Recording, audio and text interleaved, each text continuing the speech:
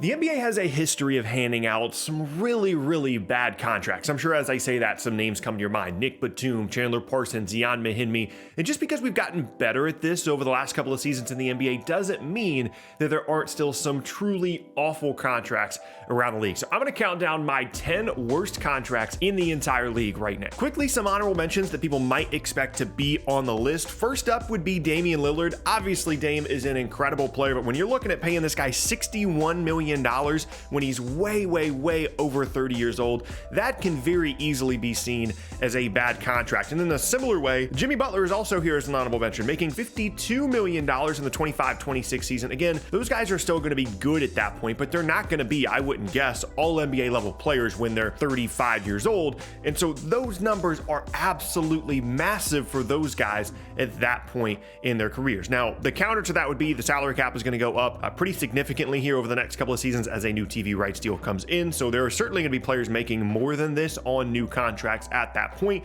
But given their age and possible injuries, those are some big numbers, but they're incredible players. So it's hard for me to put them in the top 10 of awful contracts. And then one other honorable mention here, De'Aaron Fox. I didn't put him in the top 10 because he had a strong finish last year playing alongside Domantas Sabonis.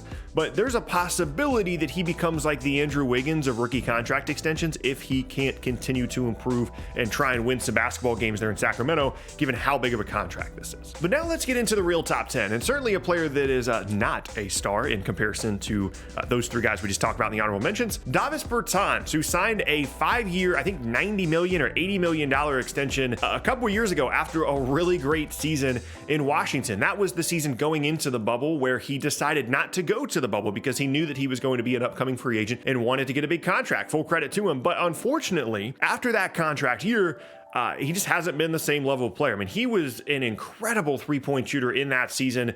Crazy volume, difficult shots, and that just has not returned for him. And obviously, he is not an impactful defensive player either or a great rebounder. And so when you're a shooter and you're not shooting the ball well and you're making $16, $17 million a year, that is obviously going to be an issue. He's not the only player on this list that is a role player that got paid a ton of money to be a high-quality specialist that did not actually end up being worth that contract. But he is going to end up here at number 10 just simply because of the value that he provides compared to how much he's getting paid. But now we're getting into some bigger names here. Number 9, Tobias Harris, who actually only has 2 years left on his contract, and it is technically a max contract when he signed it. Now, this is something that we have to be careful about with players on big contracts. Tobias Harris is not a bad player. He's improved defensively. He's improved as a playmaker. He's a pretty decent shot creator and shot maker, but he's not an all-star level player. He's not a guy that is going to, carry you and score 20 points per game every single night. He's very inconsistent. And in Philadelphia, he's been put in a situation that is not really super conducive to his skill sets. When he came to Philadelphia, he was a pretty good pick and roll operator in LA with the Clippers. They traded for him, and now he's been really an off-ball guy. And if you really want to utilize Tobias Harris to the maximum of his potential, he's going to have the basketball in his hands a little bit more often than he does in Philadelphia. But there's just so many other guys on this Philly roster that are better at that than Tobias Harris that he gets marginalized a bit. And $37 and $39 million to be a marginalized, basically role player, not ideal if you're Tobias Harris in the Philadelphia 76ers. So certainly one of the worst contracts in the league, but it gets much worse from here. Trust me. Number 8 now, I put Malcolm Brogdon, and I don't think that many people would put him on this list when they're coming up with this list, but when you look at what he's getting paid, 22, 21, and 23, and then you look at the amount of games he's actually played over the last 3 seasons. Granted, some of these seasons have been weird. They've been condensed. There's been less games, whatever the case may be, but I'm going to want more games played than this out of my $20 million a year guy if I'm formerly the Indiana Pacers, now currently the Boston Celtics. That's why Boston was able to get this guy for basically a first-round pick in Aaron Nesmith. Like, they didn't trade a ton in exchange for Malcolm Brogdon. That's because he's been very available after that first season in Indiana. He had a really awful injury record coming into college where his medicals in the draft period were truly awful. That's why he went in the second round. And that has followed him for the last couple years in the NBA. And like, you can talk about players that aren't playing particularly well with big numbers, but when you're not even on the floor, when you're just eating up $20 million of your team's salary cap to miss half the season every year, that's really tough. And ultimately, that's why Malcolm Brogdon falls at number 8 here. here on this list. Number 7 now is one that everybody knew was bad when it was signed, and that is Gordon Hayward of the Charlotte Hornets, making 30 this year, 31 the following. And this was a Hornets tax essentially when they signed Gordon Hayward. They knew they weren't going to be able to get him or any other free agents for that matter without paying a significant tax on top of what they should be paid. And that's why Gordon Hayward ended up with $30 million a year. Now, to be fair, Gordon Hayward, when healthy, has been good for Charlotte. Like, their record overall when Gordon Hayward is healthy and playing is really, really good compared to when he's not playing. But again, it's just like the Malcolm Brogdon thing. If you're going to make 30 plus, I need you to be more than a part-time player. And unfortunately, the last couple of seasons, Gordon Hayward, whether it be just because of being unlucky or some continuous injury stuff, has just not been on the floor enough. And I like Gordon Hayward, I really do. And I think that it actually was a pretty decent gamble on Charlotte's part to pay him this much. And if he's healthy this year or next year, he certainly could be worth $30 million in a season because of the way that he can connect your team as a playmaker, brings good size as well, can shoot the ball. But for me, it all comes down to health, and that is why he is number 7 on this list. Number 6 now is a player I knew you guys were going to know was going to be on the list, but maybe not where they actually ended up. Number 6 is Russell Westbrook, and really the only reason he's here is just because it's an expiring. Like, he would be higher on this list given the value he provides to your team, given the fit, given the issues he's had in LA, and the fact that he's making $47 million. This is by far the highest paid player that we've looked at so far, but an expiring contract is just much less strenuous on your salary cap, much less difficult to deal with. And Russell Westbrook is still a good player. Like, I'm not going to act like he's a role player. He's still very good. He can still start in this league and create a lot of things for you offensively. But that 47 number is a huge issue. And a big thing with contracts and being a bad contract is how easy is it to trade you. And it's very clear right now that the market for Russell Westbrook is basically zero. And so that's why he's number 6 on this list. And number 5 now, I told you earlier we were going to get to a shooting specialist that is just not playing particularly well at the moment. And it's Duncan Robinson, who earned the highest contract ever, the biggest contract ever, I should say, for an undrafted player in NBA history when he signed with the Miami Heat last offseason. And something happened there. And he's talked publicly in the past about this. He's talked about like imposter syndrome and not knowing if he belongs in the NBA and how to deal with that mentally. And given some of those comments that he's made, I'd have to believe that this is a mental thing for Duncan Robinson. Like, he, through his first couple of seasons in the league, was an incredible shooter. And last year he wasn't bad. Like, 37% on his kind of volume and difficulty is not bad, but it's not good enough to be getting paid $17 million a year for the next couple of seasons when you're not a factor defensively, when you don't rebound, when you don't play make, the only thing that you're out there to do is space, and you're shooting 37%. It's going to be a bad contract. Not just the fact that it's a big number, but it's for the next couple of seasons as well. That extra year is why he is higher up on this list than Davis Bertans, who we talked about earlier. But I think there's still a possibility, whether it's with Miami or elsewhere, he becomes worth this contract at some point down the road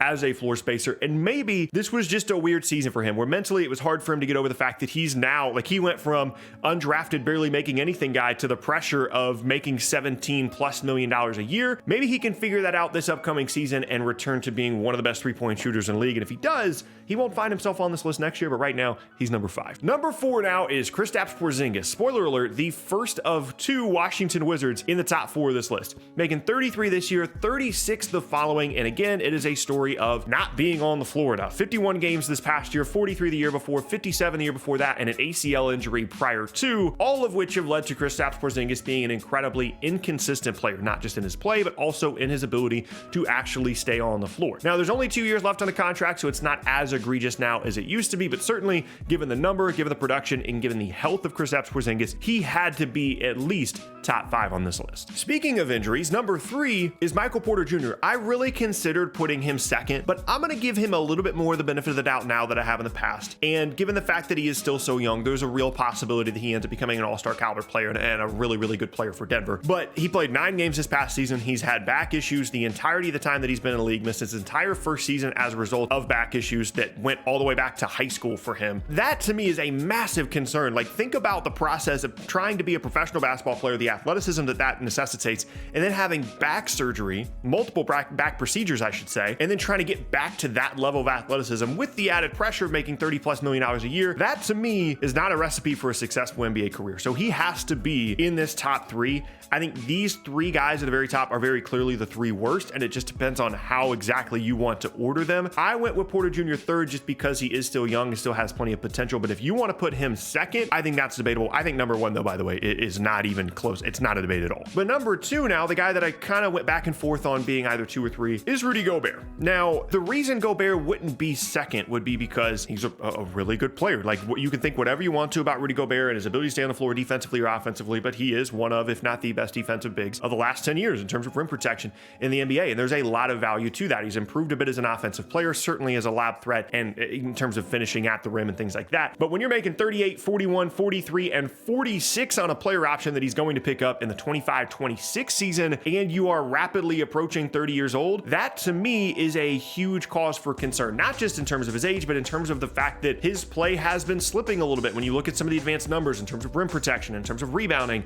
and offensively, we talked about this before, he's not going to be a threat in the postseason, and it's going to be difficult for him to, at times in certain matchups, stay on the floor late in big playoff games, and that is a huge issue for a guy that's making $40+ million a year. Maybe those issues will be mitigated a bit here in Minnesota. Certainly Minnesota is hoping that those issues are fixed playing alongside Karl-Anthony Towns, and it might be confusing to have him at number 2 when I talked earlier about trade value being a big deal in terms of how easy is it to trade you has a lot to do with what your value is, and Rudy Gobert just got traded for basically 6 first-round picks, but to me, I'm writing that off as just a Minnesota thing. I don't think any other team in the league was going to be willing to make that deal, and so it almost doesn't count in my opinion. So Rudy Gobert is going to go second. But number 1, by far in my opinion, the worst contract in the league is Bradley Beal, the Washington Wizards. And it's not just that he's getting older. It's not just the number. It's not just the fact that they haven't been winning basketball games with him. It is the unfathomable no trade clause. The only player in the entire league that has a no trade clause. Bradley Beal is the 5th highest paid player in the league this upcoming season.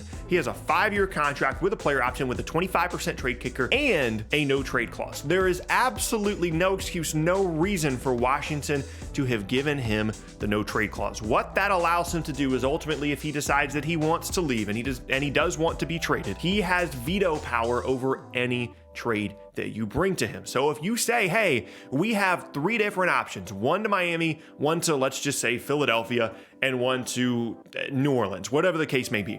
And the New Orleans one is all these picks and interesting young players and a really good trade package for Washington, while Miami and Philly are giving up 70% of the value that New Orleans is. If Bradley Beal doesn't want to go to New Orleans, he just says, hey, no, I don't want to do that one. No trade clause. I just want to go to Miami and Philly. And typically, those teams are not going to have as much value to bring back in exchange as a team potentially like New Orleans that Bradley Beal might not want to go to. And that no trade clause makes his decision final on whether or not he wants to be traded. And that is egregious mismanagement on the part of the Washington Wizards for a player that I'm confident within the next 2 seasons is going to request a trade. And that's without even getting into the fact that he's going to be making $57 million in the 26-27 season as he gets well over 30 years old and is not currently right now, I think, a top 25 or a top 30 player in the league. Very, very easy to make that argument that he's not a top 30 player, and he's the only guy in the league with a no trade clause. He's the 5th highest paid player in the league this season on a new contract that pays him $57 million 5 years from now when he's 34 years old. There is no worst contract in the league